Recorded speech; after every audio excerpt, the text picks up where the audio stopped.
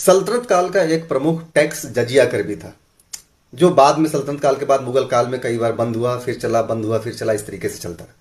जजिया tax गैर मुस्लिमों से लिया जाने वाला टैक्स था, और यह ऐसा टैक्स था कि जिसके बदले में टैक्स पे करके वह अपनी संपत्ति, सम्मान, परिवार और सैनिक सेवा से मुक्त हो सकता था।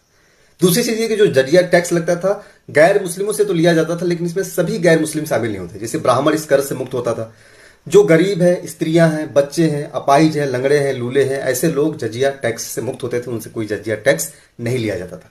आपको बता दूं कि पहली बार ब्राह्मणों पे जजिया टैक्स फिरोज तुगलक ने लगाया। जब फिरोज तुगलक ने फर्स्ट टाइम जजिया टैक्स लगाया तो ब्राह्मणों ने दिल्ली में आमरण अनशन कर दिया। आमरण अनशन इन द सेंस कि उन्होंने धरना प्रदर्शन दिया, और उन ब्राह्मणों का जजिया टैक्स दिल्ली की आम जनता ने अपने तरफ से भरा। जजिया टैक्स की तरह ही कन्नौज के गढ़वालों ने भी टैक्स लगाया था, तुरुस्क दंड टैक्स, जो कन्नौज में जो तुर्क आकर के बस गए थे, तुर्की, उनके ऊपर लगाए थे।